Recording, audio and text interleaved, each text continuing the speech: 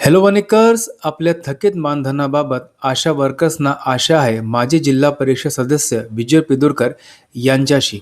Corona काळात आशा workers यांनी आपला जीव धोक्यात घालून रुग्णांची सेवा केली, त्यांना दवाखान्यात घेऊन गेले व लोकांची माहिती गोळा करत प्रशासनाला याबाबत सूचना निरंतर दिल्या. परंतु त्यांना मंजूर झालेलं मानधन अद्यापही त्यांना मिळालेलं नाही. आशा वर्कर्स या मानधनासाठी झटत आहेत. चंद्रपूर जिल्ह्यातील आशा वर्कर्सना हे मानधन मिळालेलं आहे, परंतु अद्यापही 2 वर्षाचं त्यांना मानधन मिळालेलं नाही.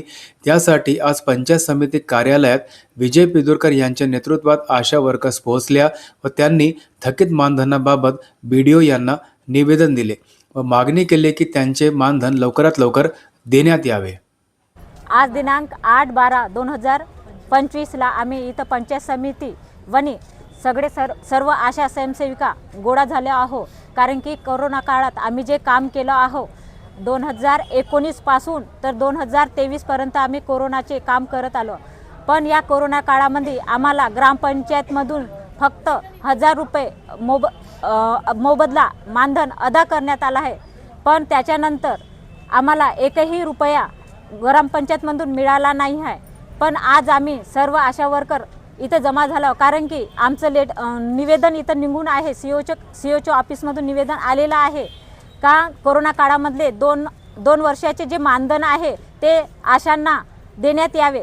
प्रतिमाहा 1000 रुपये असे करून 2 वर्षाचे 24,000 रुपये आशांना मानधन देण्यात यावे. याकर विजूभाऊने आम्हाला प्रतिसाद दिलं, सहकार्य दिलं. आज आम्ही निवेदन देण्यासाठी व्हिडिओ सरांकडे आलो आहोत. आपल्या राज्यामध्ये आलेल्या कोरोना महामारी काळामध्ये कोविड-19 मध्ये गाव पातळीवर आरोग्याचं काम करणाऱ्या आशा स्वयंसेविका यांनी शासनाच्या आदेशानुसार 19, 20, 21, 22 आणि शेवट 23 असं 3 वर्षे मोठ्या प्रमाणात ज्या लोकांना कोरोनाचा आजार झाला त्या सर्व लोकांची काळजी घेण्यासाठी दवाखान्यात नेण्यापासून तर ते गावामध्ये आल्यानंतर त्यांना क्वारंटाईन करून जे म्हणून काही मानसिक आधार आहे किंवा औषधोपचार करायचा असेल शासनाने दिलेल्या औषधीप्रमाणे तर ते सगळी मदत या ठिकाणी आशा स्वयंसेविकांनी केली. परंतु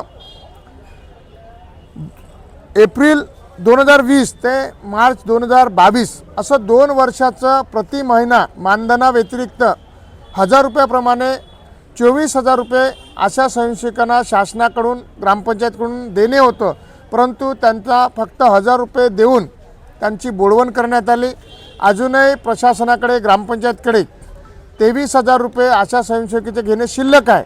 या संदर्भात राज्य सरकारनं 2020 मध्ये ग्रामविकास विभागानं शासन परिपत्रक काढलं आणि संपूर्ण जिल्हा परिषदच्या शिओंनी गटविकास अधिकाऱ्यांना सूचना केल्या की ग्रामपंचायतच्या ग्रामनिधी किंवा वित्त आयोगामधून या महिलांना 1000 रुपये कामाचा मोबदला प्रोत्साहन भत्ता म्हणून देण्यात यावं. परंतु तो न दिल्यामुळे कुंदा, देहारकर आणि राजूर, कोलगाव, कायर आणि शिरपूर अशा 4 PSC मधून आज 185 आशा स्वयंसेविका, गटप्रवर्तक आणि त्यांच्या एक सुपरविजन असे लोक स्पष्ट निवेदन देऊन मागणी करत आहे की आम्हाला अजून मोबदला मिळणार नाही, तो देण्यात यावा.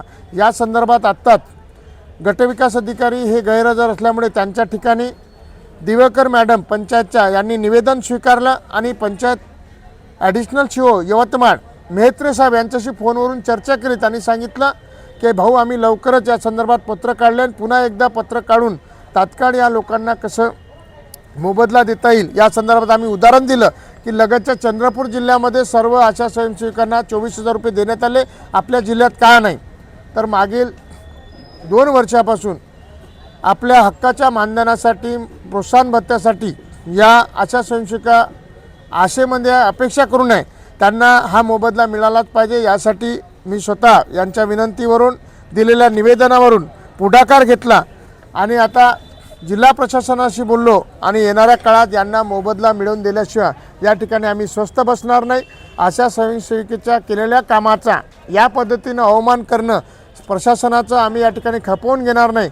हक्काचा मोबदला देत नसेल तर ही बाब न्यायाला धरून नाही, म्हणून अन्यायाच्या विरुद्ध न्यायासाठी आशा स्वयंसेवकांना सोबत घेऊन येणाऱ्या काळात प्रसंगी लोकशाही पद्धतीने लढा देण्याची वेळ आली तरी यांचा मोबदला मिळेपर्यंत आम्ही या ठिकाणी लढा देऊ. प्रश्न असा उपस्थित होतो की सध्या सरकार भाजपचं महायुक्त सरकार आहे, तर ही बाब आणि आपण भाजपचे नेते आहेत, तर ही बाब आपण वरिष्ठ स्तरावर घेऊन जाणार आहात. नक्कीच, कारण शासनाचा आदेश असताना प्रशासन जर याची अंमलबजावणी करत नसेल आणि यामध्ये जर शासनाचं नाव खराब होत असेल तर नक्कीच आम्ही या ठिकाणी वरिष्ठ पातळीवर करण्यात आहे. याच्यामध्ये दप्तर दिरंगाई झाली आहे.